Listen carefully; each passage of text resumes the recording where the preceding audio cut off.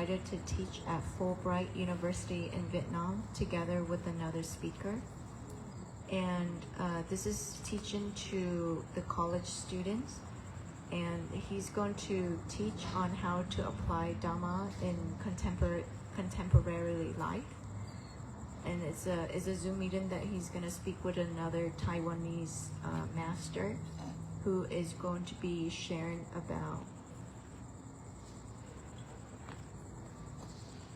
about the history of the Sangha, the values and practices. So the two speaker is going to speak to the audience, which is mainly university students. And there's going to be Seattle's going to speak for 30 minutes, and there's going to be 20 minutes of Q&A. And that's what he wants to share. Ngài Thiền Sư muốn chia sẻ về một buổi giảng dạy online trong 15 phút nữa đây với trường đại học của Fulbright University ở Việt Nam. Đây là trường đại học Ngài sẽ giảng dạy về làm sao để áp dụng đạo Phật trong đời sống, và Ngài sẽ giảng chung với một vị thiền sư khác đến từ Đài Loan, và vị thiền sư này sẽ nói về các cách sống của tăng đoàn và những cái giá trị cũng giống như là lịch sử của tăng đoàn. Và Ngài Thiền sư sẽ nói chuyện trong vòng 30 phút, và sau đó sẽ có cuộc chia sẻ và đặt câu hỏi trong vòng 20 phút. Thì đây là cuộc giảng dạy trực tuyến.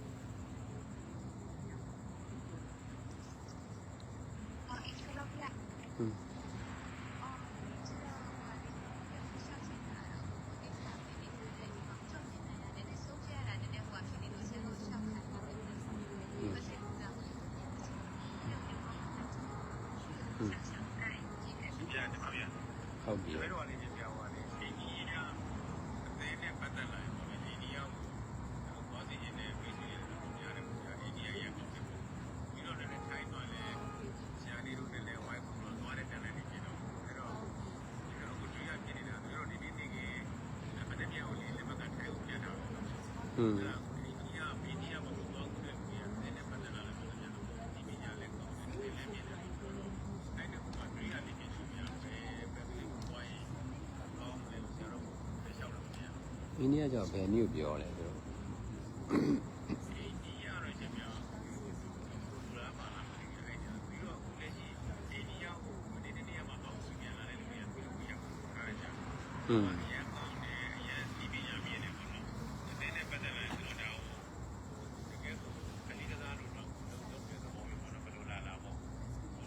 အဲ့ဒါတော့ဟုတ်တယ်အိန္ဒိယမှာတော့ဆရာလေးတစ်ပါးလည်းအဲ့လိုလုပ်ခုတယ်အဆင်ပြေတယ်အခုရှိတာတော့သူ့ရဲ့ဘာသာစကားအခက်အခဲတို့အစားအသောက်အခက်အခဲတို့အဲ့လိုမျိုးပြီးတော့ဟောပါတော့ဒီသူကဆရာတို့ရိတ်တာကတော့အိန္ဒိယမှာဟောပဲရှိတယ်ဗုဒ္ဓဂယာမှာပဲရှိတာတခြားမှာသူကနေဘုန်းကြီးကျောင်းတွေပါရေးသေးပါတော့အဲ့လိုပဲရတယ်ဘုန်းကြီးကျောင်းပဲသေးရတယ်ပဲဆရာတို့လည်းတခြားကျောင်းတွေပါနိပုံကြလည်းပူတက်တာတဲ့သဘောရှိပါတယ်အမှန်လေအဲ့ဒါအိန္ဒိယသွားရင်တော့ဟုတ်တယ်အဲ့ကြောင့်အိန္ဒိယသွားတာတော့ပို့တော့ဟောဖြစ်မယ်ထင်တာပဲအဲ့လိုမျိုးပေါ့နော်ဆရာတော်တွေ့ကြဆရာတော်လည်းအိန္ဒိယကျတော့ဗုဒ္ဓဂယာမှာဟောဖြစ်လို့ရတယ်အားရတဲ့ဆိုရင်ဗုဒ္ဓဂယာမှာသွားပြီးတော့ဘုရားနဲ့တရားနဲ့ပါကူတော့အဲ့လိုလည်းရတယ်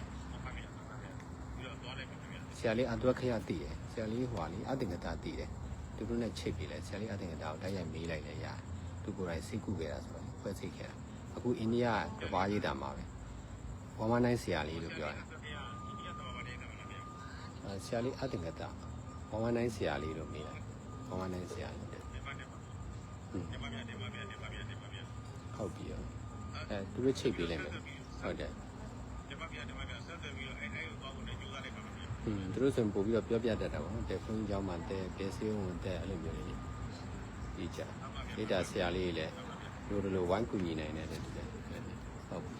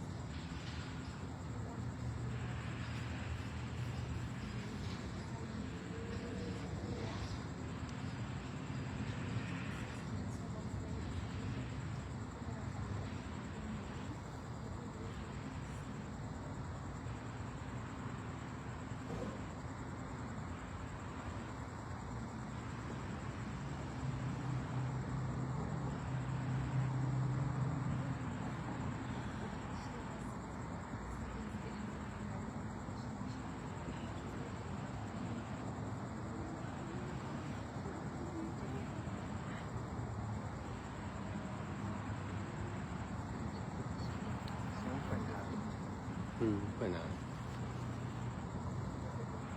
ဝင်လီသားဆိုတော့ဟိုကတော့နာမည်တော့ပြောင်းလို့ရတယ်ကြာတော့ဆင်းပြီးတော့ဓာတ်ပုံကတော့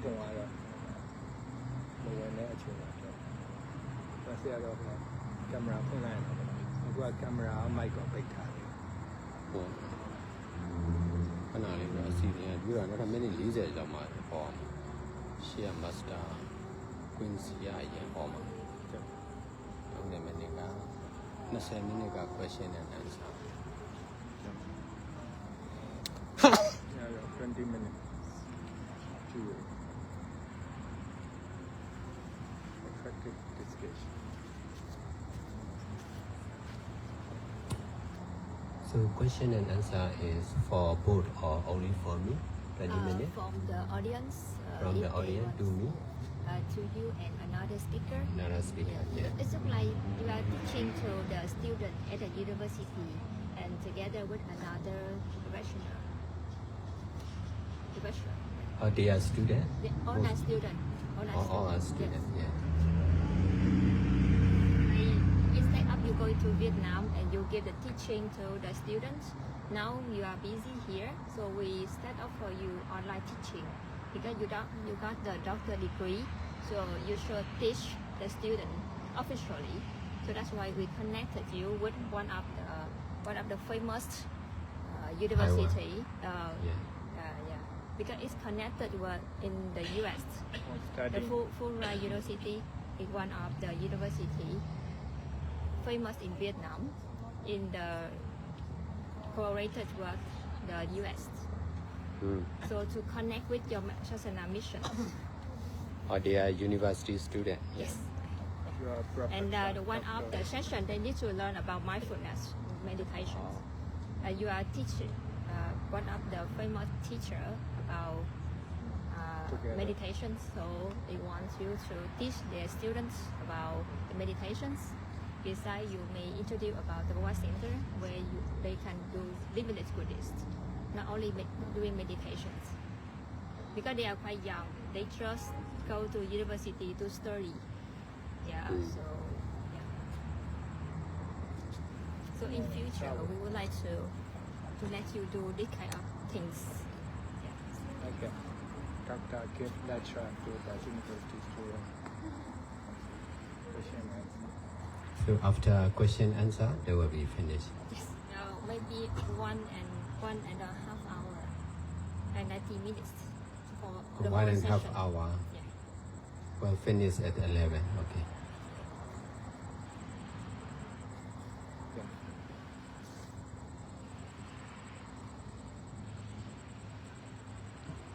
How about the chess today? We already visit the chess, which is going to sell today.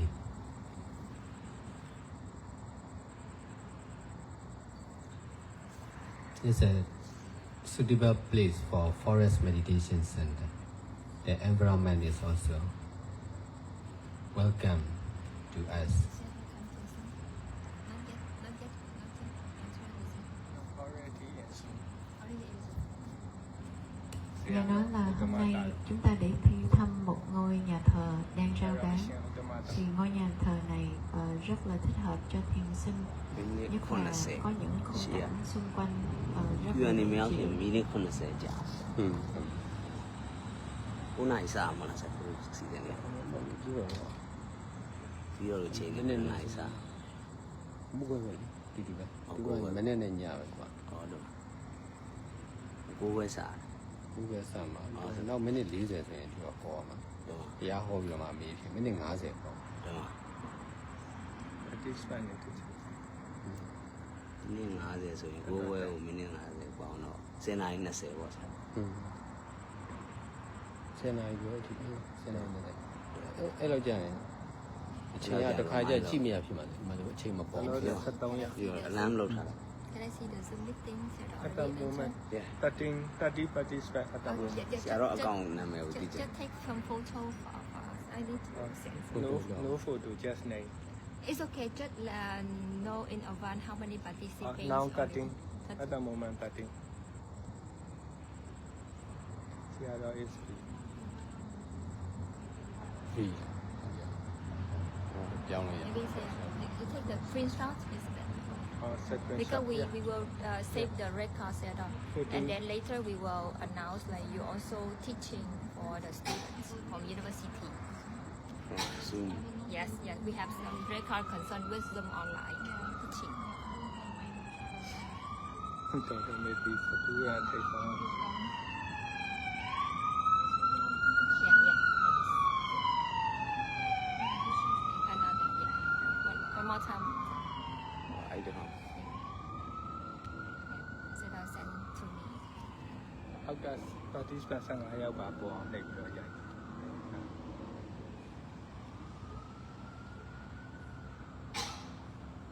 meeting is being recorded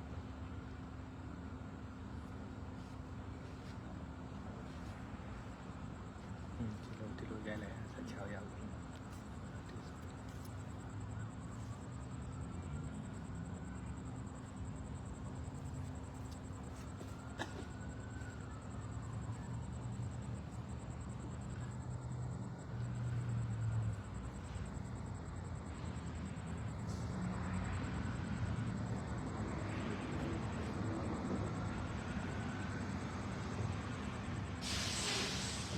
အဲ့လိုကြောင်းသားရမှာ join လို့ရတယ်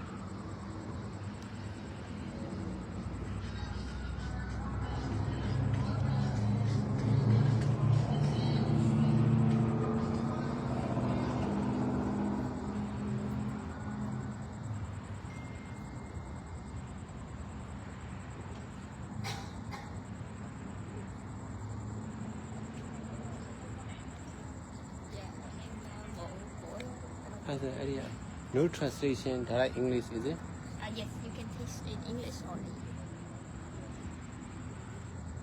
this mic from အော် okay ဒီကစင်လိုက်တော့ mic ကိုလည်းမှန် ဒီလုံးတက်ဒီလုံးတက်နော် အဲ့ဒီမှာတာ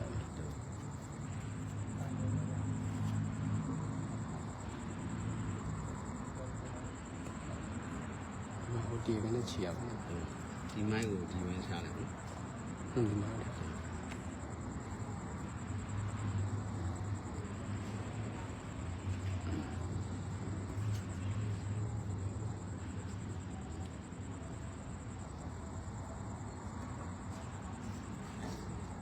ုန်နေခဏ ရ ခဏဖြုတ်တော့ဝေးရင်ရှိတယ် လို့ဆိုပါ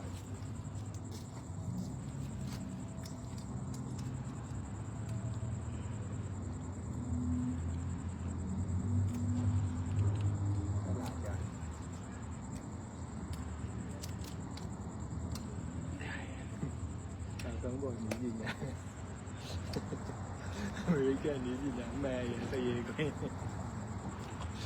အလွယ်ဆုံးနဲ့အလုပ်ဖြစ်ဆုံး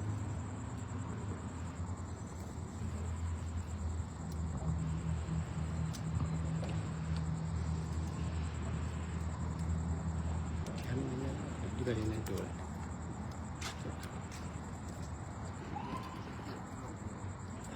ရဒီဘက်နေနေလေရ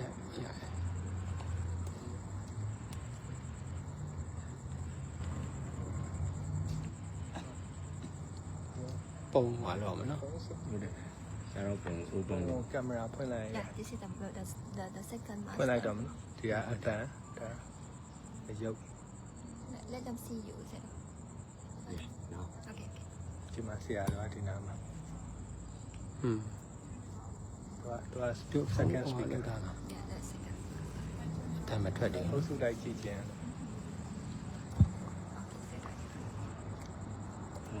second shot ရိုက်ပြီအဲ့ဒါ သူတို့ကအတမ်းမထွက်သေးဘူး အကုန်မယ်ဘောလုံး သူတို့မပြောသေးလို့ပါသူတို့အကုန်ပိတ်တယ်မြုပ်လောက်တာဆရာတော့အတန်မဲ့ထွက်တယ်ဒီတယောက်တော့ရ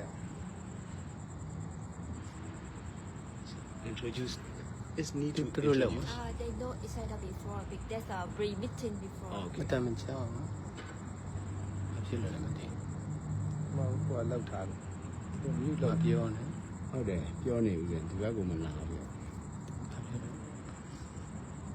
အားသွင်းထားလို့ ဟော ဟိုမဟုတ်ပြန်ကတော့မိုက်ကဟိုမြူးဖြစ်နေပြီးတော့တွေးလိုက် အားတင်း ဟို တော့ ဒါကိုမိုက်ကမြုပ်ဖြစ်သူပြောတာအမှန်ကြား အပေါ်မှာဒီမှာမြူးဖြစ်နေတာဦး ဟောအဲ့ဒါဖွင့် ရိုက် ရပြီ 4 academic panels, which explore Zen through poetry and philosophy.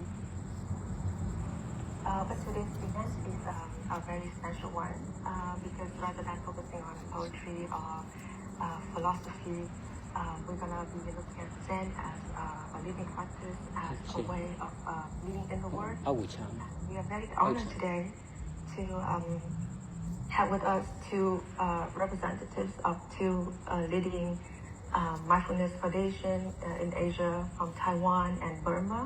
And both of them have devoted their life to spreading and embodying this mindful way of living. And as part of our usual ritual, to begin, I would like to invite Dr. Whitman, Director of the Vietnam Studies Center, to share a few opening remarks. Yes, thank you, Văn. Can everyone hear me clearly? Yeah. Yes, we can hear you very well. Yes. Thank you. Good morning, venerable, distinguished guests, colleagues, and friends. On behalf of the Vietnam Study Center at Fulbright University, Vietnam, I warmly welcome you to this special event in our series on Zen culture in Vietnam and religion. Our special event today specifically dedicates to living Zen applications in contemporary life. We are deeply honored today to host two distinguished speakers, Venerable Ottama Thara from the Thabawa Mindfulness Foundation in Myanmar, and Venerable Ching Siu from the Bliss and Wisdom Foundation in Taiwan.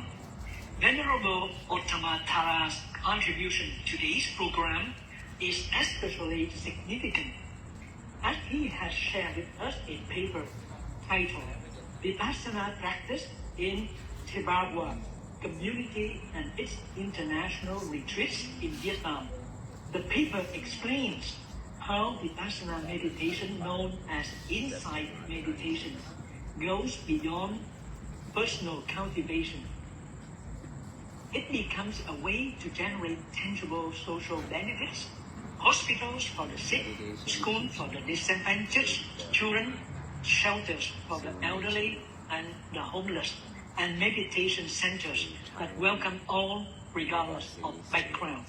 He called this approach doing limitless good deeds, a practice of compassion grounded in Buddha's teaching on non-attachment and wisdom.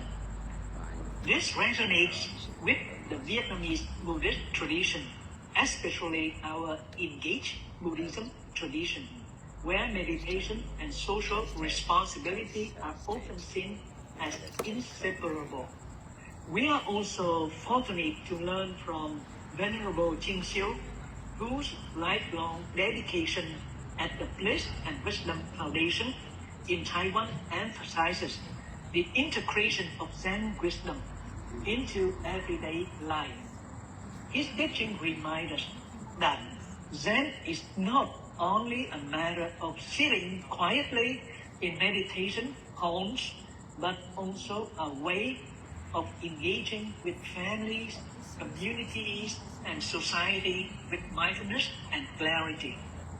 The theme of our event, Leading Zen Application in Contemporary Life, could not be more relevant. In a world marked by rapid change, uncertainty, and stress, Zen practice offers us not only insight into impermanence, non-self, and interdependence, but also practical methods for inner peace and compassionate action. We hope today's dialogue will help us to see how timeless teachings can be lived in our families, workplaces, and communities here and now. I extend my gratitude to both venerables for accepting our invitation. And to all of you who are joining us online today, may this morning be an opportunity for us to learn, reflect, and connect across cultures and traditions. Thank you. Yes, thank you, Dr. Minnan, for your very thoughtful and detailed opening remarks. So now, without further ado, it is my great pleasure to introduce our first speaker, Venerable Jing Xiu from the Bliss and Wisdom Foundation in Taiwan. Today, Venerable Jing Xiu will share with us the Bliss and Wisdom Buddhist community's learning values, practices, and their relevance for students today. Yes, over to you, Venerable Jing Xiu. Thank you very much. Is my voice coming across okay? Yes, we hear you very well. Okay, thank you very much. And so may I share my screen at this moment? Yes, please go ahead.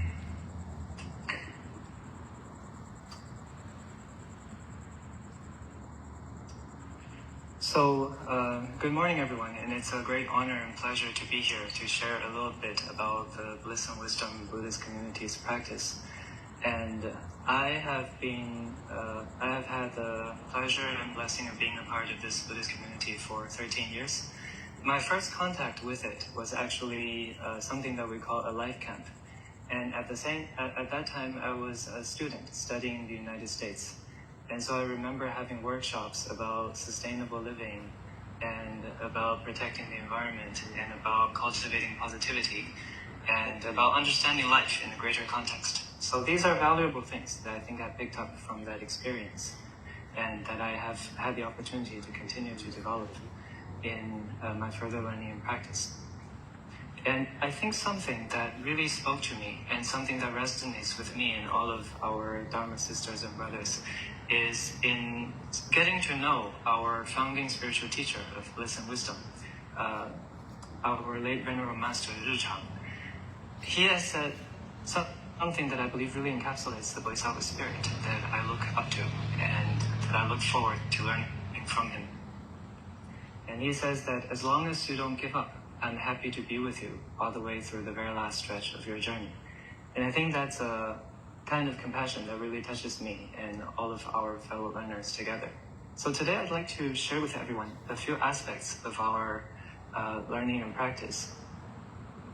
And one is about the Buddhist text that we study, actually, that we learn, contemplate on, and meditate on. And the second and the third points will be how we integrate this into our daily life, in our personal life, in society. So one aspect has to do with what we can do in culture and education, and another one is about health and environment. For our late master's perspective, he taught us that in terms of how we can enhance our practice in our life and in our society, there's not really a restriction on what can be done, but as long as we can tie it back to the practice, and as long as we can contribute something genuinely positive to ourselves and to others. So I will begin with sharing about the Buddhist text of teaching that we study. And its title is called the Lamrim Chenmo, the Chengchu Lamrim Chenmo. Actually, it's a Tibetan title that means an extensive teaching on the stages of the path to enlightenment. So this teaching is something that we study in Chinese and in English, but originally it was written in Tibetan by the Tibetan master Tsongkhapa, who lived about 600 years ago, the originator of the Gelugpa Buddhist tradition.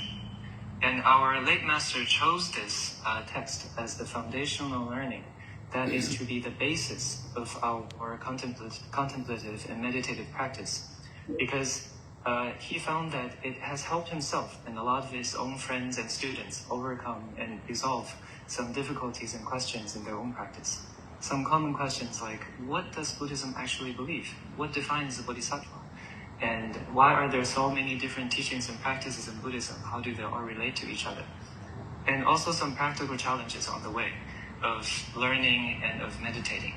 So in 1988, he gave a complete set of teachings on the Lamrim Chenmo. And it consisted back then of 160 audio cassettes. And when they were transcribed, we started to learn from these teachings. And he also issued a writing in the earliest issue of our Bliss and Wisdom community magazine called The Voice of Bliss and Wisdom, which was a platform for everyone to share learning, share reflections in a paper format before the age of computers came about. And in that, he talked about the benefits of understanding of the Buddhist path, and about how the different teachings relate, and how to engage with the teachings, and how to learn. So this will be one part that I will share a little bit of what we do in our community with everyone first. And first is actually, what does the Stages of the Path as a book actually teach? So aside from introducing the author and introducing the benefits of the teachings themselves, the path is laid out in a few pieces. So it consists of the foundations before the path for persons of what we call the small scope, or sometimes called small capacity, or medium scope, and great scope. But the scopes are not for us to ultimately think that some practitioners are ultimately better than others. That's not the purpose. But it's to help us distinguish that there are possibilities for us to engage in the Buddhist practice for different purposes. And when we practice for different purposes, we may be slotted technically into one of these scopes. And so the foundation for the path consists of some basic skills and qualities that we develop beforehand. And this is something that we apply in introspective reflection and reflect on in our daily relations and our learning with our peers, with our teachers. And they include skills as to how to listen to a teaching and how to give a teaching, how to relate to and learn from our teachers, and the right way to meditate and some wrong ways to meditate. So some misconceptions are addressed. And we do understand that meditation actually means a lot of different things to different people.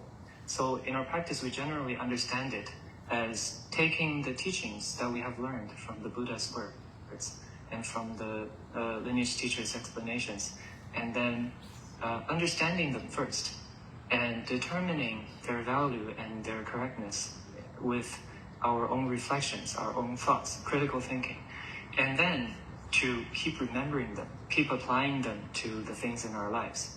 And we can do that in a sitting session, but we can also do that in our daily breathing, walking, and living life.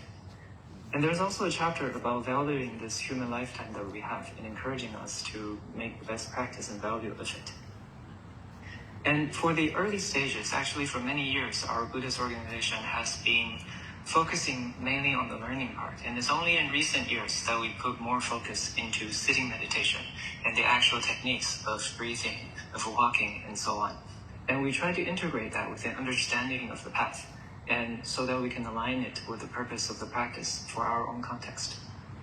And the practice for the small scope is understood as the main focus and purpose of it is to shift my focus in my living and decision making from minding the happiness and pleasures of my current lifetime or in the immediate moment to minding for further down in the future. And in particular, in the Buddhist path, is understanding that I need to pay attention to my happiness in future lifetimes. And so it has elements like mindfulness of death and understanding karma and their effects, learning about the three jewels and what it means to take refuge, the Buddha, Dharma, and Sangha, our spiritual family and friends.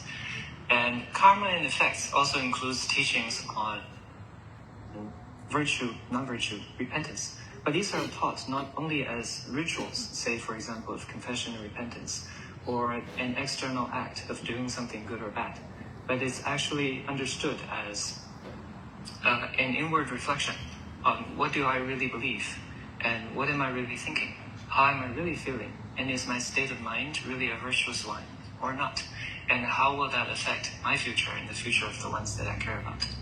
So it's something that comes with an inner awareness, shifting my focus from this lifetime to future lifetimes.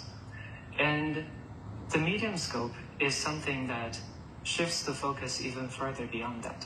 Not only future lifetimes, but in understanding that pleasures that we can gain in a worldly sense, in the Buddhist sense we call it in the samsara sense, they are not ultimate and they are not lasting.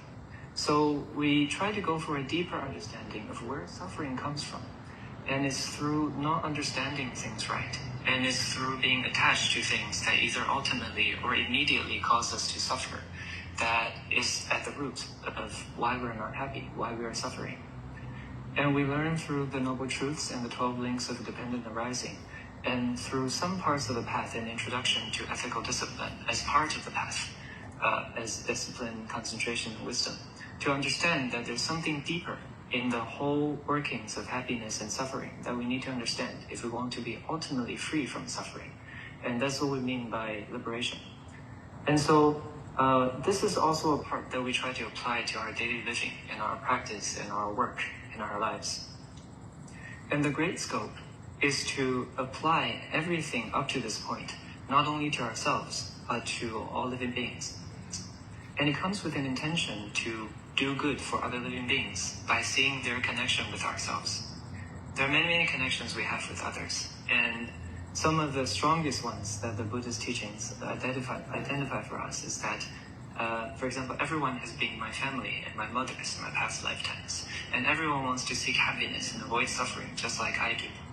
So when we can develop this intention to help others, then the next practical problem that comes in is that when we want to help more people, we need to understand more things. And we need to have more skills and qualities to allow us to do that. And ultimately, if we want to help everybody, then we have to have all the knowledge and all the skills and all the positive qualities. And that's what brings Buddhahood into the picture. So Buddhahood, or ultimate enlightenment, is about understanding everything and having all positive qualities. The intention to achieve that is called bodhicitta, or the spirit of enlightenment, or the mind of awakening, as they can be called differently. And the bodhicitta is what defines the bodhisattva.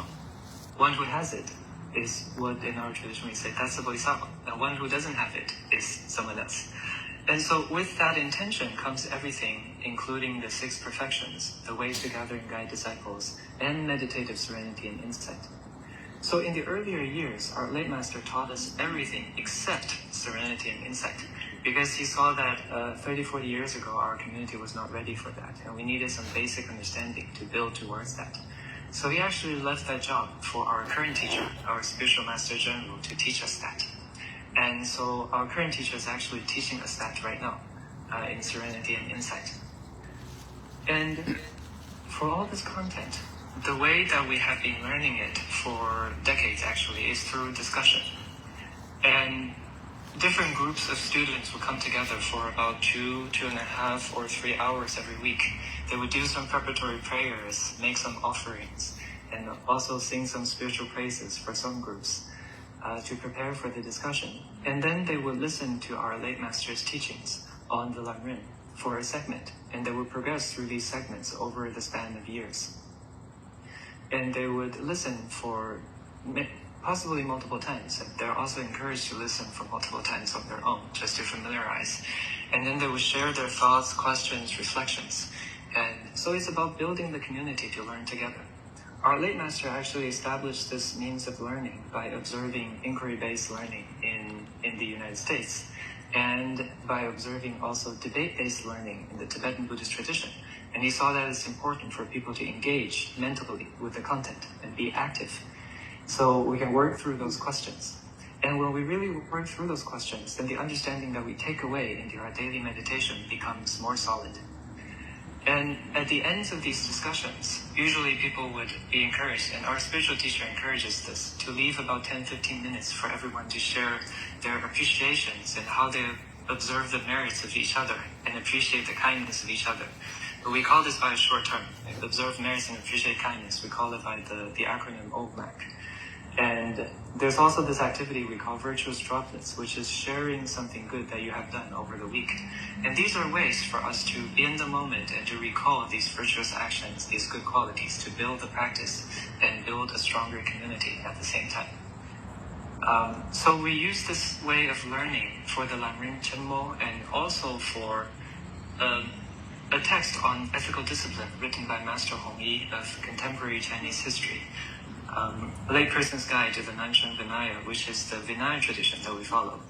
Also the 5 great classics of the Tibetan tradition that originated from ancient India in the Nalanda Monastic University, but they have been kept very well and sustained and learned for generations to this day in the Tibetan tradition. And now our Sangha community has actually had classes that went through the whole program about a decade ago, and we're establishing more and more classes into this curriculum. So the lay people are also starting to have this curriculum, but at a much slower pace. And through the learning of the Lamrim, people are actually finding that their lives are changing. They're benefiting from this. And there are many sharings of people who say that the learning provides a chance for them, just the classes themselves, and when they go back to think about the classes, when they contemplate on them, that it has helped a lot of people overcome their long times of sadness, depression, addictions, and they have reconnected family members that have been emotionally distant for decades. They have repaired a lot of broken relationships. So there are many stories that people have shared. And every year we have a Dharma assembly together to commemorate the kindness of our late master who passed away 20 years ago. And every year we have stories and people as films and other formats of stories of people's lives who have changed because of the teachings. And just last year was the 20th anniversary, so the people in this photo are actually the people who appeared in the films for the past 20 years. So they are a gathering of people and friends whose lives have been changed by the Dharma and who really appreciate the Dharma for what it has done to their lives. And this is another photo for the same assembly. It's a place where we really value. It's an occasion for us to think about the kindnesses of the Buddhas, the Bodhisattvas, and our spiritual teachers, and to share each other's practice. And aside from that, we, as part of our meditation, since we have only begun to build the, such as sitting and walking and so on, and breathing as meditation techniques with more focus in the recent years, we have actually used a lot of the traditional rituals and recitations as our ways of meditation throughout the years, and we continue to do so. So as a Sangha in the lay community, we observe, we do seasonal recitations, and we do ceremonies for prayers for our friends and family who have passed away or living beings in other realms of existence. And we invite Tibetan teachers to give us teachings. We also celebrate Master Tsongkhapa Day, so some of these are from the Tibetan Buddhist tradition that commemorates the life and teachings of Master Tsongkhapa. And the year 2019 was the 600th anniversary, so we commemorated that by prayers and by having debates between our scripture curricular classes. And we also celebrate the yearly Great Prayer Festival of the Tibetan tradition too. And this is with all of our monastics and our lay people together. So these together essentially paints the picture of our Buddhist practice, learning and practice. And recently we have put more focus into sitting, breathing meditation, walking meditation. And we are in the process of developing that as a way to enhance personal well-being and as a way to actually focus our mind to the actual meditation and practice of the teachings that we learn. So we try to align these two things together. And in terms of applying the teachings to a greater world, then that comes to the second and third point, culture and education and health and environment. So this is something that we call the Dharma enterprises, or sometimes we call it the Dharma ventures or the Dharma work. I guess one could call it different ways. But it concerns culture and education and health and environment, because our lay master said that we could do anything to help the world, really anything. But two things that people really are concerned about are education and health. So these are things that we started working in. And the letters you see on the screen, BWFOCE, stands for the Bliss and Wisdom Foundation of Culture and Education. And my first contact, the Life Camp, was actually part of this. But when we think of culture and education, all of us think of our late master's words. And he says, education is the key to the rise and fall of humankind. And we really strongly resonate with this. Because I think many people, not only our late master, but parents and teachers, are noticing that in this time and age, we're facing more and more distractions, mental pressures, and students seem to be harder to teach. And a lot of people are voicing these concerns and waiting for a solution. So our lay master, I think, along with many people who are concerned about these issues, noticed that the way that we're bringing children up in our modern time, the way that we're teaching them values very highly academic achievement and skills and knowledge in particular subjects. But inner development seems to be left uncared for. So there's a part inside ourselves that needs to be developed, but is not as developed as we should be. So he, in the beginning, taught the monastic students in the early days, in the Chinese-speaking setting, not only Buddhism, but also Confucianist values. Because in the Chinese-speaking community, the Confucianist values actually is a very great way for someone to build a strong inner character, and that's conducive to a virtuous personality and a harmonious society. And these teachings gradually trickled into the Lamrim classes to the teachers who were also Lamrim students, who were also working in schools, and eventually in the first teachers' camps and so on. So eventually that's what developed into all the different sectors of work for the Culture and Education Foundation. From kindergarten to K-12 to the college that just opened this year, and for camps of all groups of people. And so the foundation actually holds dozens of camps every year now for thousands of people. But at the root, it's that vision of our lay master. Education is important for us, and inner values are important for us. So throughout the decades, it was a slow process of reaching out to people and finding that people actually like this, and people actually want to do this. And so this is something, and we're happy to be a part of. Schools as well. So the classes really are about understanding life in a greater context, taking responsibility for ourselves and others, positivity in OMAC, and becoming an independent and responsible citizen, and caring for others, becoming, cultivating oneself personally. Academic subjects, actually, what we often notice is that when a student becomes strong in inner development, they don't tend to struggle in academics, because they're stronger learners and they have a stronger mental resilience and fortitude, so that academics become easier too because of their inner development. And so that's the culture and education part. And in terms of then the last part would be health and environment. There are two names of organizations written up there. One in Chinese is called Cixin, which literally translates to loving kindness, or the 2 BC at the time offer 3 names for our lay master to choose from. Our lay master didn't hesitate and just chose Cixin, loving kindness, because that was the goal. And Lizhen, which could mean benevolence or virtue, virtuous neighborhood, is something from the Chinese classics. And in those days, actually, in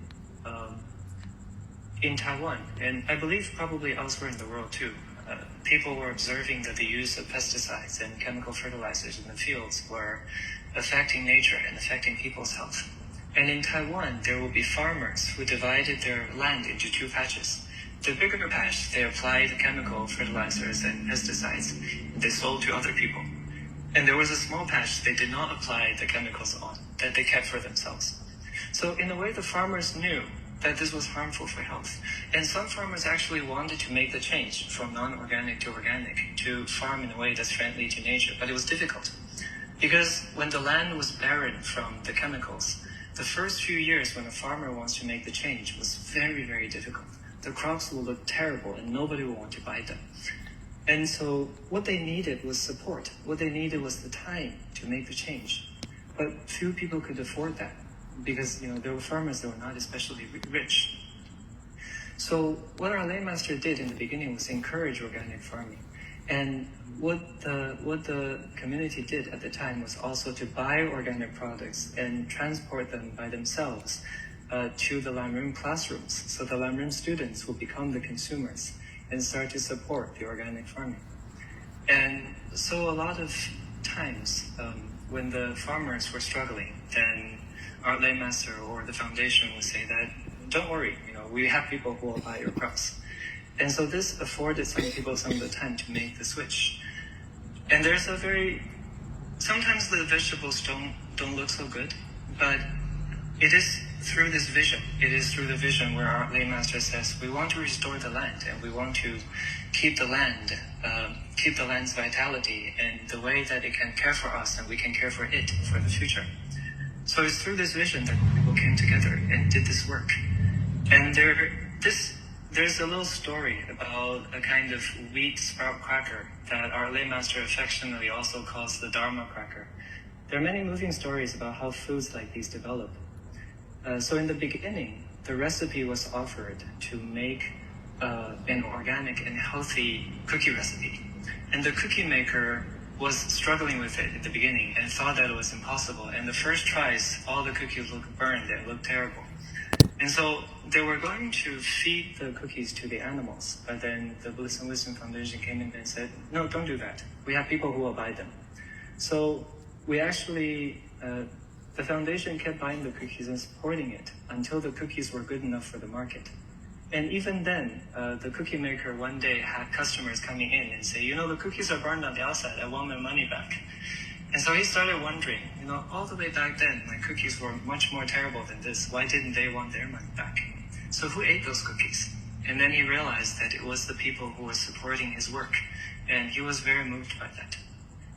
And there were also times when lay master said to some farmers, if you cannot sell your crops, bring them to the monastery. I'm personally not part of this story, but when I think of those people, I think they really are heroes. And I know that the monastics, the elder monastics who answered interviews about this experience said that it was very difficult. They ate 1.5 months of green papaya every single day. And they ate 2 months of carrots every single day and 3 months of cabbage every single day. Like everything on your table was carrots. And after the second day of green papaya, you start to wonder when this is going to end. But it was difficult, but it was worth it. And it was with this kind of vision. There was some kind of belief in everyone's heart that this is worth it. So the Sangha and the lay community and all the farmer friends and all the food producer friends, made friends and made this possible. So, when I think of it, I think it's really something amazing. But it's about trying to keep true a vision of compassion. And these are farmers, only some of the many farmers who have done interviews and said that they were happy. They were able to make the change and people were able to come together for that. And when Bliss and Wisdom started to have its own organic farm, actually the day they did their prayer rituals and had the blessings of the Buddhas and Bodhisattvas and our late master, and everyone sowed the seeds for spinach.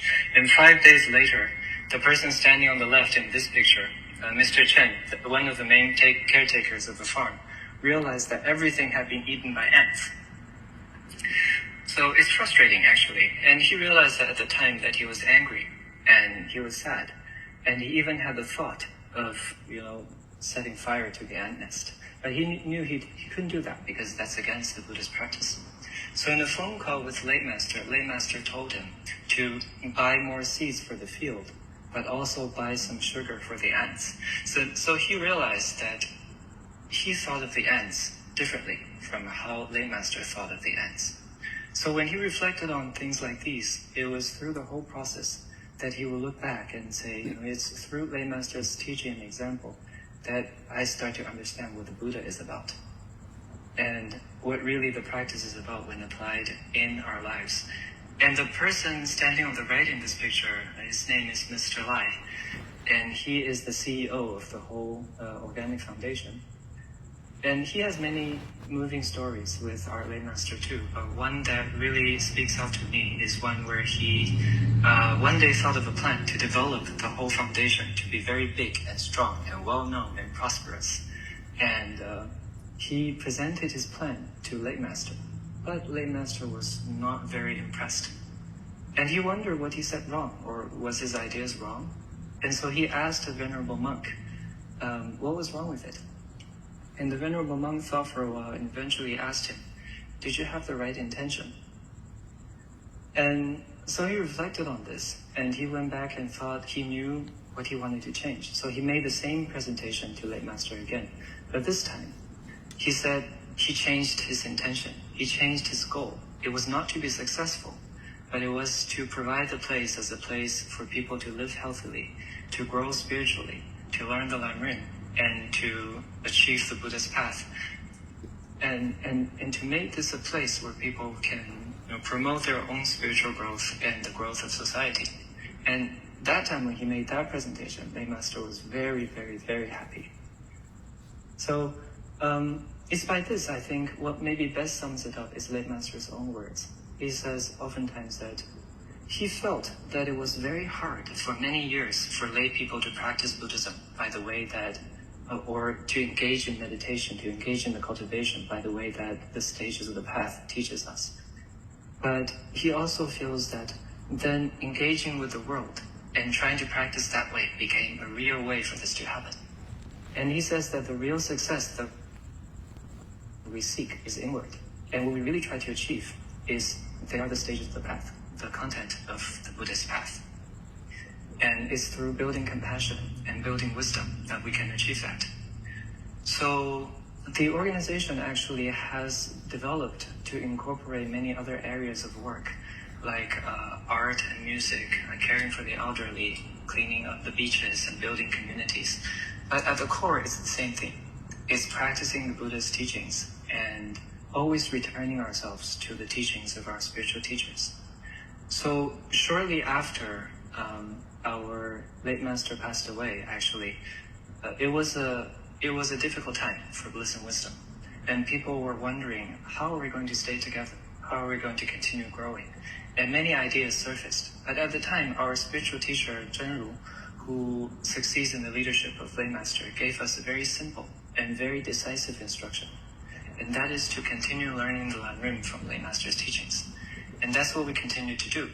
And she had told us that that's what brought us together. So it's what's going to keep us together. And that's what happened. So to this day, she continues to teach us based on lay master's teachings on the Lamrim, and continues to teach us a lot of Buddhist teachings.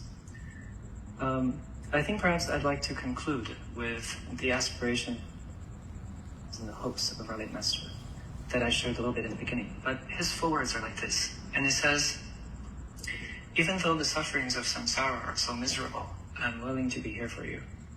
Whether you say it's because I must rely on you, or that is my duty to guide you, either way is fine. If you give up on the path, then not even the Buddha can help you. So what difference do I make? But as long as you do not give up, I'm happy to be with you, all the way through the very last stretch of your journey. I feel this is exactly how Master Tsongkhapa is always here for me. And what is that last stretch? It is when you sit on the precious throne of ultimate enlightenment and you see, all living beings have the inner nature of a Buddha, the nature of enlightenment. They just haven't realized it yet. So you will be happy to continue on the path, and you will not be troubled. And in addition to this, our spiritual teacher Zhenru says something further. And she says, just like what our late master says, as long as you don't give up, he would accompany us through the last stretch. And actually, there's something that he left unsaid, which is, even if you do give up, I will bring you back. I'm not going to give up. So we often return ourselves to these words that really touch us and inspire us, and we really hope that what they encapsulate as the Buddhist path and the path of Buddhist learning, cultivation, and meditation, and applied in our lives and in society can be helpful, not only for us, but for anyone in the world and all the worlds there are. So that brings me to the end of my sharing today. So thank you for your time, everyone. Yes, thank you so much, Venerable Jingxiu, for your very enriching and illuminating talk. I learned so much about the Bliss and Wisdom Foundation, not just the philosophical foundation, but also like the actual practice and how you really think about human well-being in such a well-rounded way, taking care of health and education and the environment.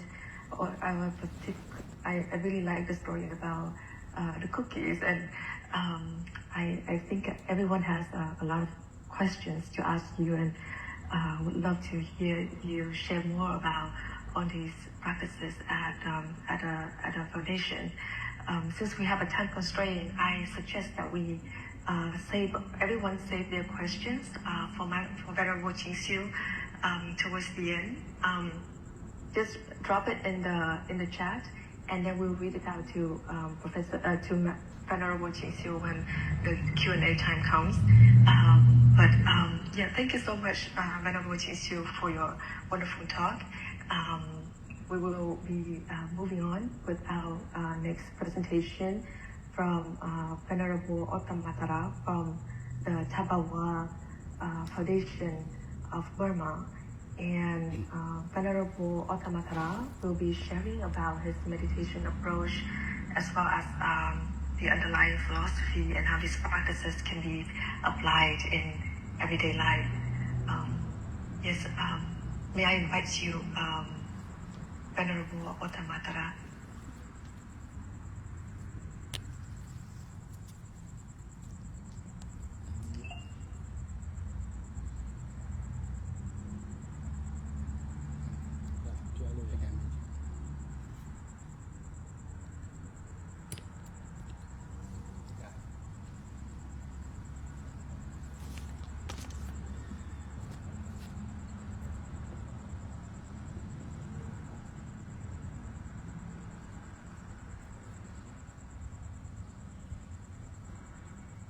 I'm really grateful for this Zoom meeting teaching about Vipassana. Can you hear me? Yes, we can hear you very well.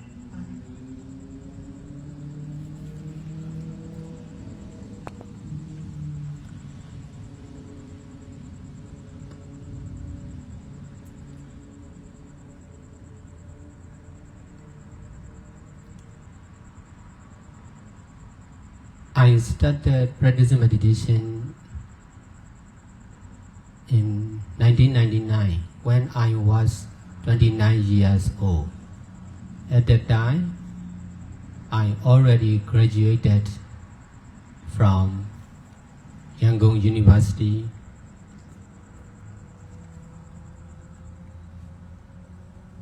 Myanmar, with English major.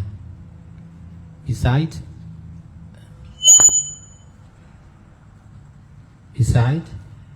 I already started my own business of buying and selling all kinds of household goods from 1993 till 1999.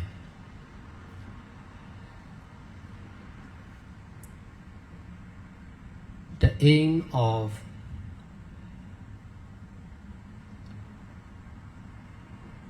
being one of the graduated person is to be a good teacher. The aim of running my own business is to be skillful in one of the job. I did not get the chance to be a teacher. That's why I decided to be a successful businessman.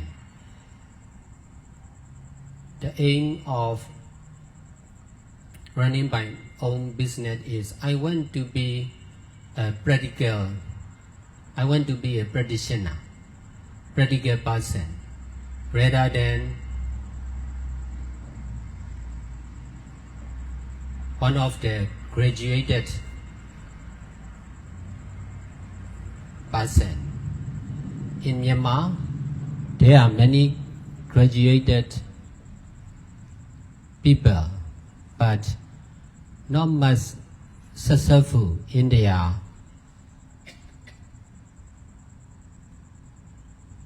job. Most of the graduated person are not much using their education for their earning. Although there are many outstanding students and educated people in Myanmar, most of them are not much successful in their life. The country was not open also. A lot of control in the past.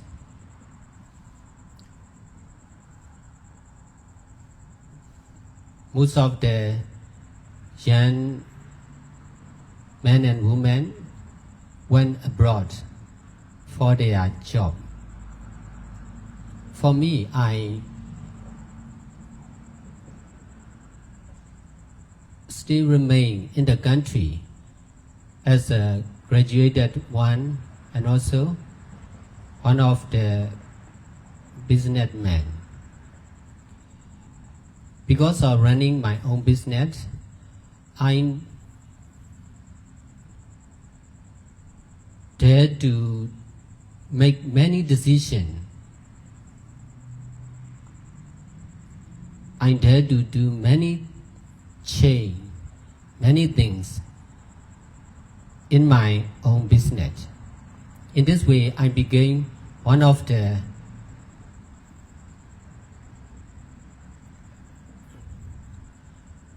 practitioners concerned with business. In 1999, I got the chance to start the practicing meditation. I practice meditation as an educated business owner.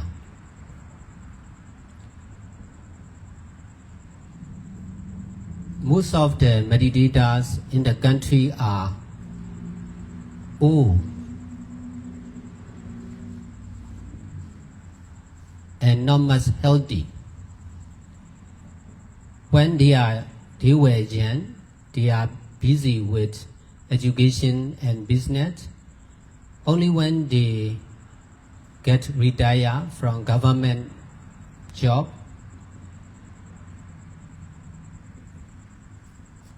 they will start their practicing meditation.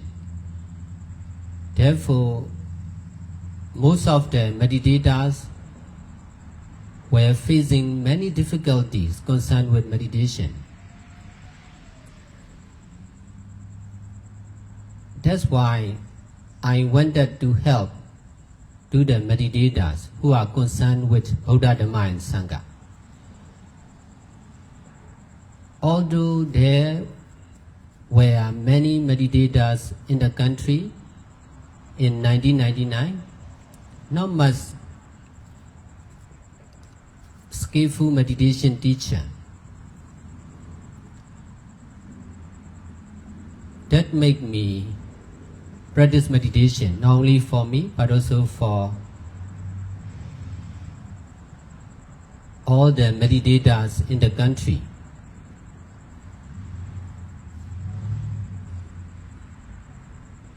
After 3 years of continuous practicing meditation, I ordained as a monk in 2002. And then I started teaching meditation as a monk from 2002 till now. Because of teaching meditation in the monastery and also at the house where I was invited and at the hospital to teach to the patient. After teaching for 5 years continuously, the first Tabawa full-time meditation center started in 2007. Only when I had my own full-time meditation center, I can do many things. I can help many people, not only the meditators. Although there are full-time meditators, there are many full-time meditators in the country, not much full-time meditation center. That's why when I started one of the first full-time meditation center, many meditators from the whole country came and stayed. Not only the meditator, but also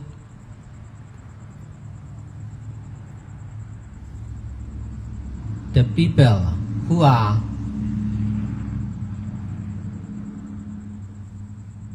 in difficulties in the society, they came and stayed in the center. That's why I got the greatest opportunity to do all kinds of good deeds by donating shelter or land or building for short term or long term, by feeding them, by taking care of their health care. And also, I got the chance to solve all the family problems of the people in the society. I have been busy like this from 2007 till now. Within 70 years,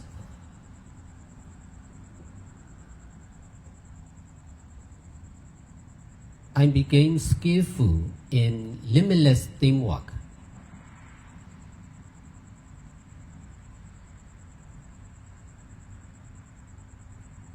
All kinds of good deeds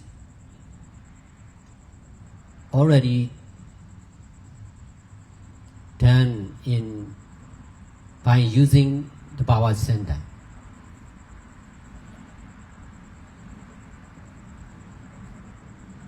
Even in COVID pandemic time, we could successfully open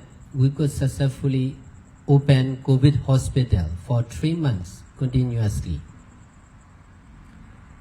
From 2021 July to September.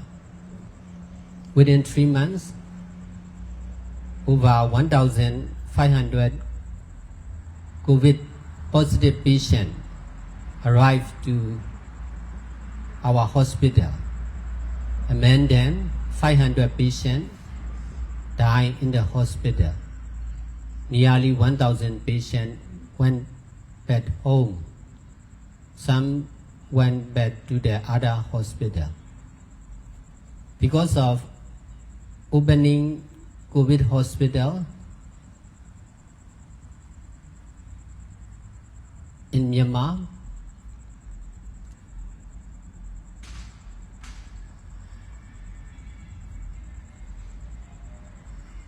doctors, nurse aides, volunteer, and also meditation teacher and meditators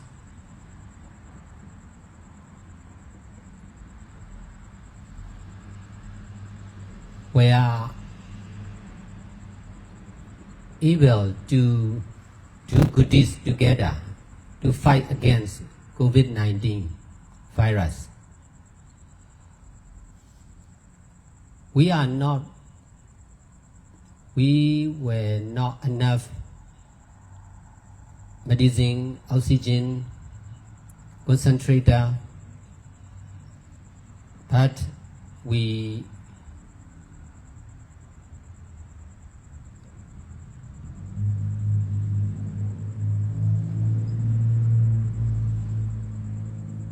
emphasize practicing meditation together.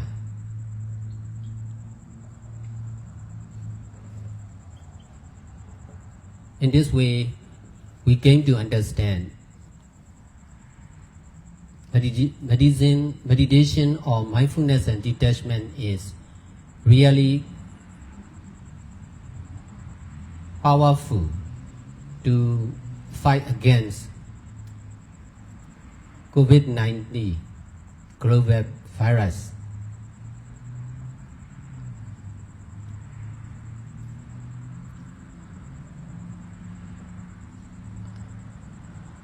Besides, because of the political change in 2021 in Myanmar, I started to meet with the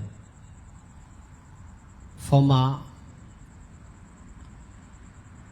and present politician to find out the solution for the country.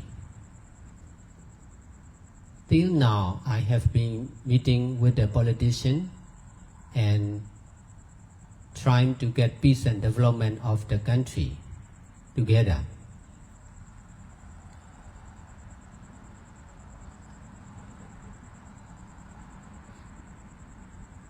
At the present, I'm trying to establish new education system inside the Bhawa Center, from kindergarten to the university. We will teach not only the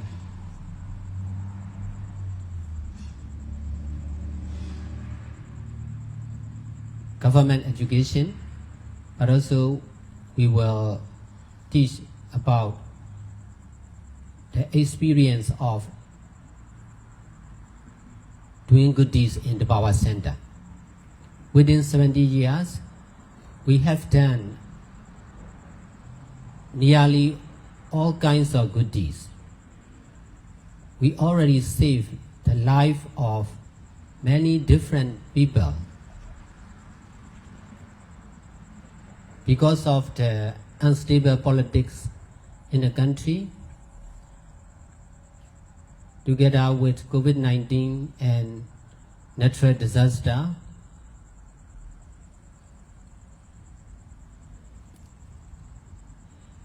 Myanmar people were facing in the worst condition.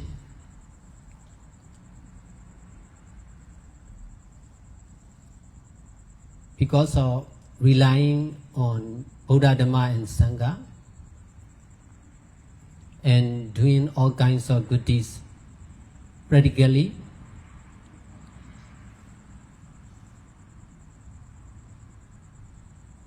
limitlessly,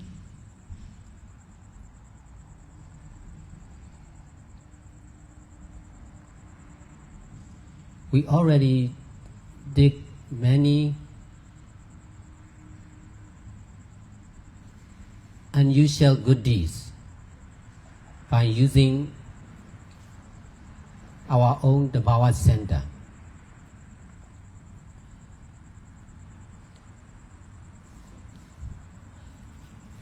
Our weakness is we are difficult to explain or share our experience because most of the time we are busy with doing good deeds and teaching guided meditation or sharing experience and answering the question. Not much learning and teaching Buddhist literature. That's why we have difficulties in education system. Although we are able to do nearly all kinds of good deeds successfully, so we need to combine practical and theory to be balanced, not only in the Power Center, but also in the whole world. Now, today, Vietnam Study Center at Fulbright University, Vietnam, and Bliss and Wisdom Foundation, Taiwan, we are doing good deeds together. For the student and teacher, they are skillful in theory about Buddhist literature. Concerned with us, we are skillful to practice meditation and do all kinds of good deeds limitlessly.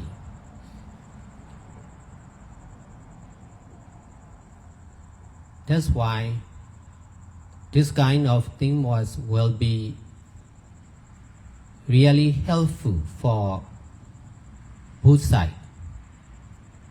In your side, you have been learning and teaching education for many years. That's why you are skillful. In our side, we are skillful to solve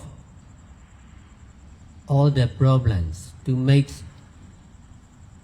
many decisions for over 70 years continuously. That's why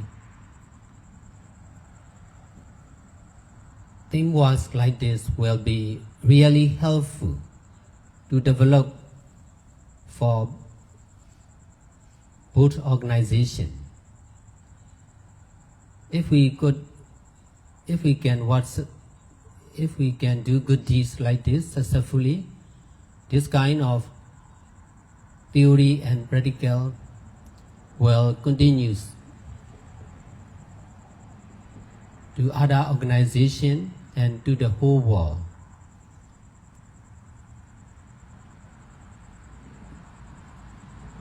Only by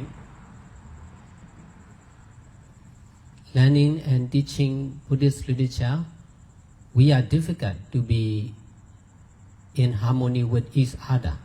Only by doing good deeds together, we can be Dhamma friends or Dhamma family. And then we can be more and more in harmony with each other. This will surely lead to the peace and development of the whole world.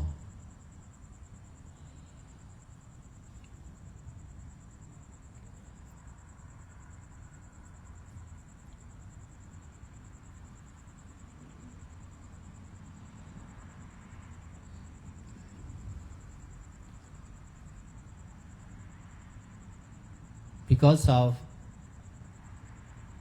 practicing mindfulness and detachment, by keeping precepts and doing all kinds of good deeds, I can understand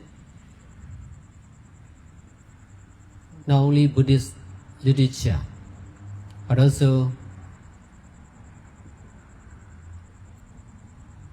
education, healthcare, but also the truth of education, healthcare, business and politics also.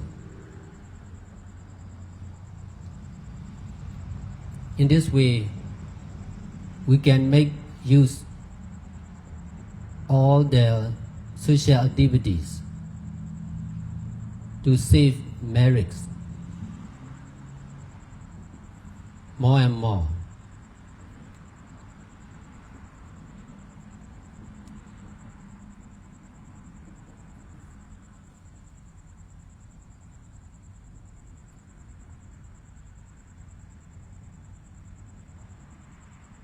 Only practice makes perfect. Because of learning and teaching Buddhist literature or education, we can be skillful in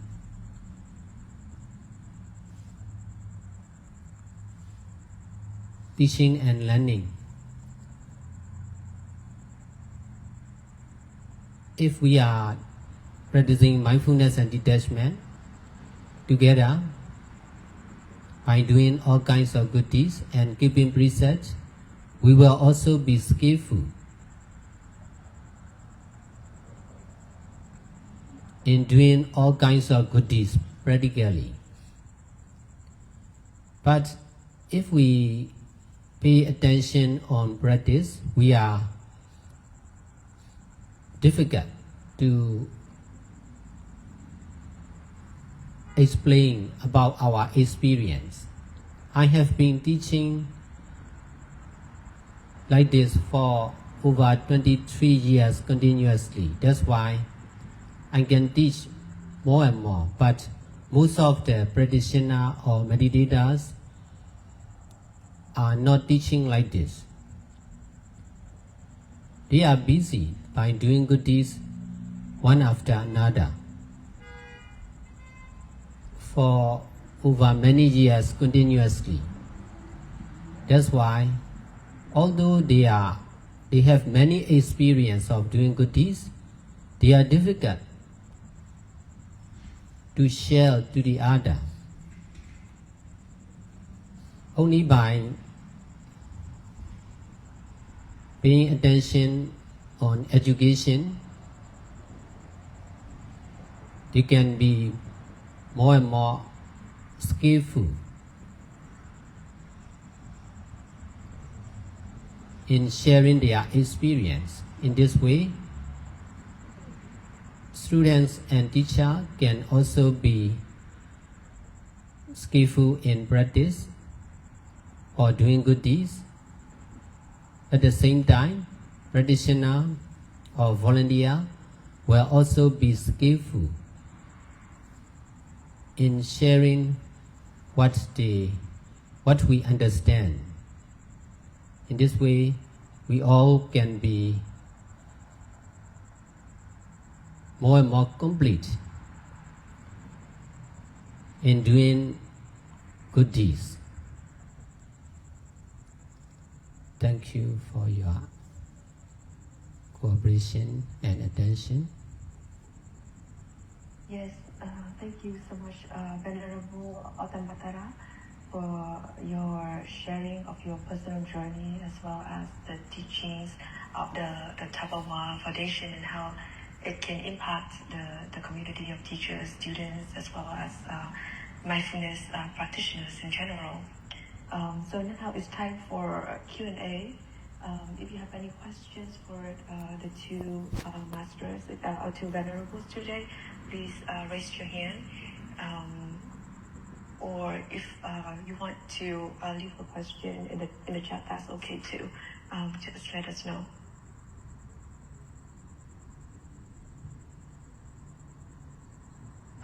So we have a question from Annie. I'll read it out to both of the masters. For a busy student or a professional, what 15-20 minute daily routine, like Lamrim reflection or brief practice? So I guess this question is for Venerable Chinsiu. So what kind of like 15-20 minute daily routine can best sustain mindfulness through the whole day? Yes, please message Chinsiu. Okay, thank you for the question. And I think in some way, in our practice, we will say that it depends on the needs of the person. And if you are interested in building some peace and well-being in the moment, then some steady breathing exercises, paying attention to your breathing or paying attention to your steps as you walk. These are some basic exercises that one can do. And if one wants to incorporate that together with some Buddhist learning, then it could be with the Lamrim, and it could be, actually, it could also come from the Buddhist text that you learn if you have one yourself. And to contemplate on the teachings and to try to connect with it. In a way, it's about giving ourselves extra time to connect with the teachings.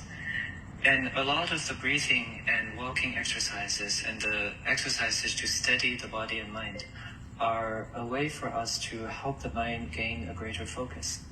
And that can be used for many things. So if you apply it to the Buddhist practice and Buddhist understanding, that would be very helpful, of course.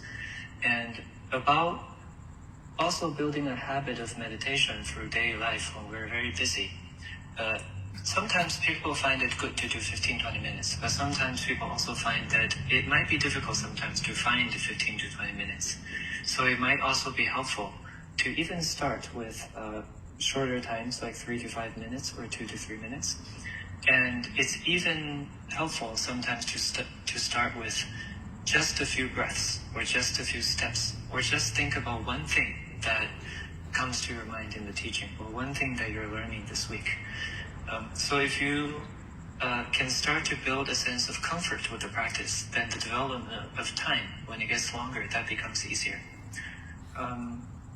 One thing the Lamrim teaches about developing time in meditation is that it's important for us to continue cultivating not only the practice, but our own interest and energy in the practice. So we should choose the time for the practice so that we have some energy left and some enthusiasm left every time we end, so that we can restart again the next day. So that's what comes to mind, and I hope that helps you with the question. Thank you so much, Venerable Chinchu, for your sharing, which is very practical, down to earth, and very detailed. I received another question regarding OMAC, the methodology that Venerable Chinchu mentioned in his presentation, observing merits and appreciating kindness. And the person was wondering how can a family or a couple or a team can adopt this OMAC ritual in a more compact version, maybe of 2 minutes to reduce blame and increase trust between them. In this way, I think in the experience of myself and fellow practitioners, oftentimes when I have a negative mindset about a person or a situation, it has a negative momentum that I have to apply some energy to turn around. And that takes a process. So OMAC can be your own practice. It could also be a ritual that you share with others. And what our teachers oftentimes recommend for us is that if you think about a positive thought, or you can try to think about positive thoughts about another person, that you can write down, or you can think in your mind. And when we can write down a few things, even personally, every day, write down, say, several things, 5, 7, 10 things good about people around me, or about someone that I want to work on in terms of my outlook towards that person. Writing down a few things every day actually has a noticeable effect on the mind. And as a ritual, if you want to share the practice, then I think it's also helpful, and it depends on when you feel comfortable sometimes. Sometimes you can try to push myself, I can try to push myself a little bit. Oh, I want to say these words of thanks, these words of sorry, these words of appreciation. If you feel comfortable, if you feel that you're up to that, and you can sustain that practice, and it won't build too much pressure for yourself in the future, you can give that a try. And also, it's okay to let that momentum build by itself. And when you write to a certain stage, one day we may naturally feel, oh, I want to say this to the other person. So this is what I can think of for the moment. Yes, thank you so much, Venerable Chinchu. I hope that answers Annie's question as well. I received another question regarding inner development. So your Dharma work stresses inner development alongside academics. What one value or virtue most improves everyday decisions in the age of AI and digital development in general? Okay, I believe, to put it in the words of our late master, it is to see our mind as the main thing and everything external to ourselves as things that we can use to help our mind and our inner happiness and practice develop. So I think that is one central idea that I believe is an understanding that helps me. And in the age of AI and technology, understanding that the mind is where happiness lives, that the mind is, where my experience lives, and it's something apart from everything that's material. So the mind knows things that, I think this takes a lot of logic to establish, but in my own learning right now, my understanding is that there are things that the mind only can understand, that AI cannot, like happiness and suffering. These are things that we cannot put into a code, into a computer. So these are things that we have to understand in our own selves. And we have to know good and bad, happiness and suffering. We have to know how to cultivate ourselves within ourselves. Because these are things that computers and books cannot know for us. These are things that we have to know ourselves. And I think that's one thing that speaks to me most. Thank you very much, Master Jin Xiu. We have another question in the chat from Tin. Thank you, Venerable Masters, for your inspiring sharing today. If we could maintain only one small mindfulness habit in our daily life, which practice would you recommend to create the most lasting transformation? So these questions, maybe I can invite Master Ottamatara to have an input, and then Master Jin Xiu as well, like if you have other advices for contemporary people nowadays. Yeah. Yes, over to you, Master Ottamatara.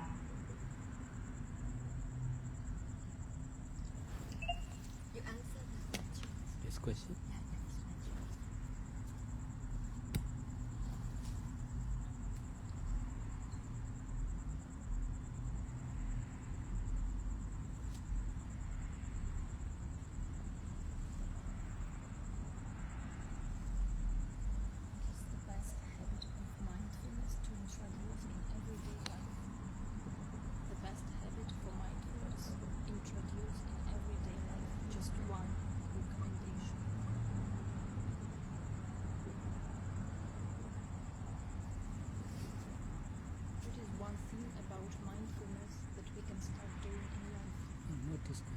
This question? This question is too long. What one thing about mindfulness we can start doing in life to develop? To go in the heart, to keep mindfulness in daily life.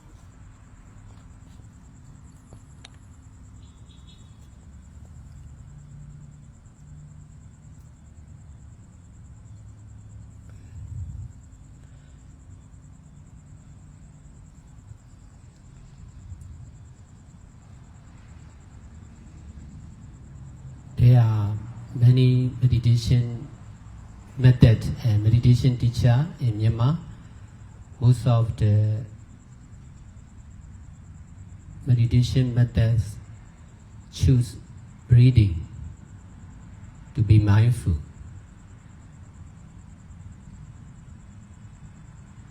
For me,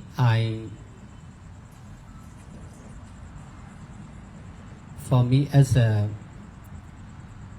present stay alive meditation teacher, I have to solve the problems of new and old meditators. They already practice meditation for over 20 years, 30 years continuously, but they are still in difficulties in practicing meditation. That's why I have to choose. I have to change my teaching from one method to another. The latest is mindfulness on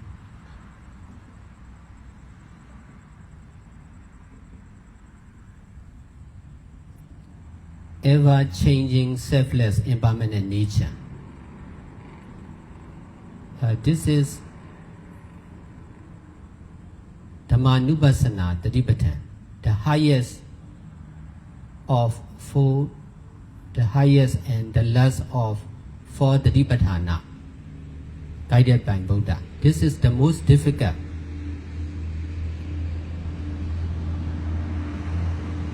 But there are good points and weakness also. In the beginning, it will be difficult, but in the long term, it will be more and more easy. I choose Dhamma or ever-changing selfless impermanent nature as the main object of mindfulness for short term or long term, for sitting or standing or walking or lying position. Not only for meditator, but also for everyone in the society. If more and more people are practicing like this, it will be more and more easy for sure. If only a few people are practicing like this, it will be difficult. But now more and more people, now meditation became more and more well known in the whole world. That's why more and more people are practicing meditation. In this way, more and more new generation around the world are also learning from me. The object is not something, not breathing, not the mind. We can understand, not the pain, but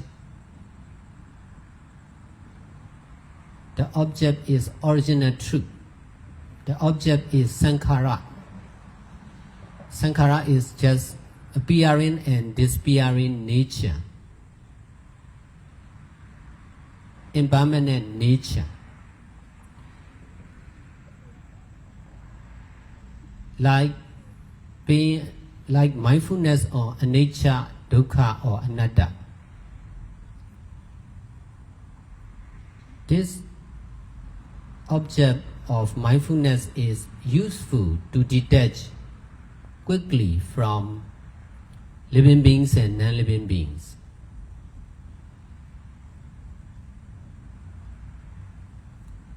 This is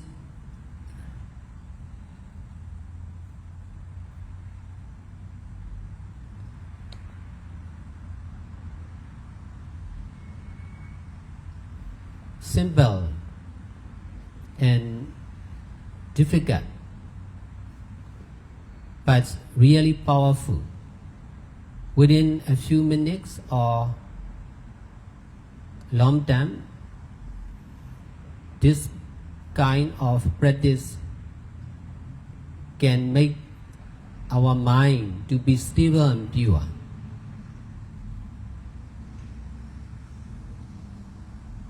No one is practicing meditation or mindfulness. The object, the subject, and the action of mindfulness, all these are ever-changing, selfless, impermanent nature.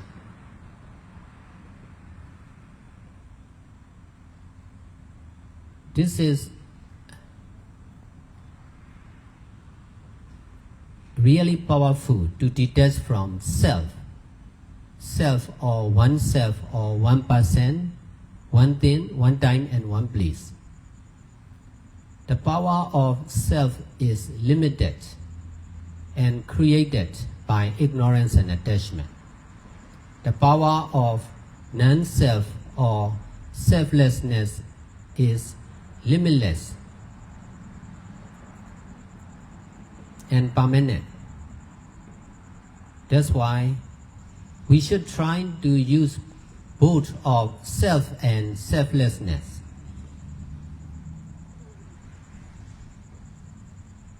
In every action of our body and mind, whatever we do, whoever we are,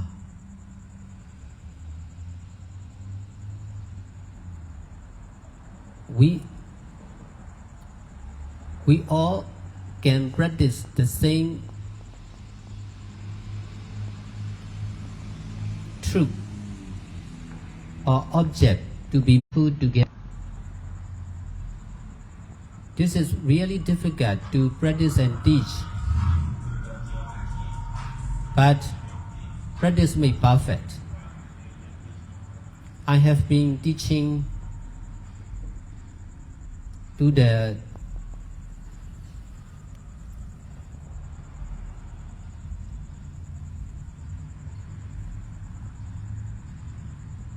children also, students, patients, even to the prisoner, and also to the non-Buddhists. I used to teach like this. This is testing about the power of Dhamma or non-self. If you choose other methods, it is easy. There are many teaching about other methods, but not much teaching about Dhamma. That's why I emphasize and suggest to test by using this method. Thank you. Yes, thank you, Venerable Ottamatara, for your very profound sharing on selflessness and then the importance of practice and how practice makes perfect, as you said. I would like to invite Venerable Qingxiu. Do you have other advices that you would like to share with our audience as we conclude today's sharing regarding like a mindfulness practice that can have a lasting transformation? Okay, and in a way, I feel, on one hand, I was also contemplating on Master Ottamatara's answer, and I think meditation on selflessness and on impermanent nature of things really is a great way for us to detach from some troubles of the moment and actually from many deep-running sufferings that we experience in our life. And in a sense of the deeper aspects of the teaching, I think a lot of the scriptural teachings we say actually do point to the ultimate nature of things, gaining a right understanding of things. And I think that's something that really is powerful. At the same time, I also think, in a way, it is hard for me to answer this question directly, because part of my learning also involves understanding the practice as different stages of a path, where a person might need to develop different things at different times. So I think in one way, for someone who might be progressing on one's own stages of development or one's own understanding towards the ultimate nature, I think one thing that comes to my mind is to actually also furnish our own understanding of the whole Buddhist path, as well as to maybe if there's one thought of mindfulness that I can bring to my mind, in a way, perhaps it is similar, but perhaps it's to pose to myself the question of what more can I still learn and how more can I still grow? And I think with this thought, then that would direct me to the teachings, and that would direct me to become more aware of myself at the moment. And hopefully, I think eventually that will also lead to with a mind of compassion and awareness and understanding of myself and the nature of things deeper and deeper, eventually to see the ultimate nature of things. Yes, thank you, Venerable Qingxiu, for your beautiful note on the importance of continual learning and how the path of the Dharma is always ongoing. We always have to keep perfecting ourselves. So we're coming to an end of our beautiful sharing session. I would like to invite Dr. Nguyễn Nam again from the Vietnam Study Center to have just a few final words to our audience today, as well as our two very honorable guests, the two venerable masters. Yeah. Thank you, venerables and friends. As we bring today's event to a close, I would like to express my deepest gratitude to our two honored speakers, Venerable Qingxiu and Venerable Gautama, for the wisdom and inspiration they have shared with us. Venerable Qingxiu has provided us a very broad and vivid picture of the practice of the Lamrian Chenmo at the Bliss and Wisdom Foundation in Taiwan. And through the history of the foundation and its diverse social activities, the Venerable reminded us that Zen wisdom is not confined in meditation home, but can and should be lived in every corner of daily life, whether in moments of family interaction, in workplace, or in wider community settings. Mindfulness and clarity always allow us to respond to challenges with compassion and stability. The teachings encourage us to recognize Zen not as something distant or abstract, but an intimate guide in contemporary life, teaching us that if we persevere, if we do not give up, as the Venerable repeat again and again, we can always contribute to the world and help build harmonious societies. And through his talk, Venerable Gautama shared a moving account of his own life journey, from his early years as a businessman to his ordination as a monk, to his work as a social activist, responding to suffering caused by the tsunami and the COVID-19 pandemic, to the founding of the 45th Street Tabawa Center, and his continued service as a peace builder, educator, and international teacher, reaching communities around the world, including Vietnam. All of his activities reflect deep social cultural engagement for the betterment of life and society. He reminded us that Vipassana meditation in the Thakongpa tradition is not only a practice of mindfulness and insight, but also a foundation for compassionate action in society. Built over 3 decades of dedicated service, his vision of doing limitless good deeds show us how meditation naturally extends into hospitals, schools, shelters, and community projects, demonstrating how inner transformation can inspire profound social transformation, and how meditation becomes a living force for peace and well-being in the modern world. And together, the messages of our venerables resonate deeply with Vietnamese culture and history, where Buddhism has long served as both a spiritual refuge and a social force for harmony and resilience.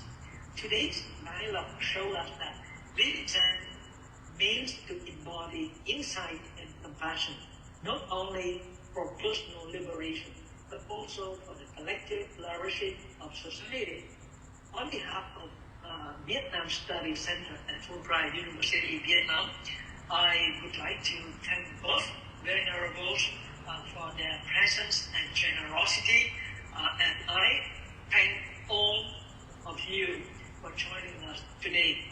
May the teachings and reflections we have discussed today inspire us to continue cultivating mindfulness and compassion in our own lives for the benefit of all beings. With that, I humbly close this section. May all be well, peaceful, and free. Thank you. Yes, thank you. Thank you, Dr. Nguyen, for your very comprehensive summary of today's session. On behalf of the Vietnam Study Center, I would like to also echo Dr. Nguyen and express our gratitude to the two venerables, Venerable Ching Xiu and Venerable Uttamatara. I know that you joined us from afar, and it's quite late where you are. So thank you so much for sharing your time, your wisdom, your experience so generously. And thank you for the audience as well. I know it's Saturday morning, but you make your time for this, so we're very grateful to have your presence. As one last gesture of our ritualistic souvenir of the center, I would like to invite everyone to turn on the camera so that we can take a group photo together.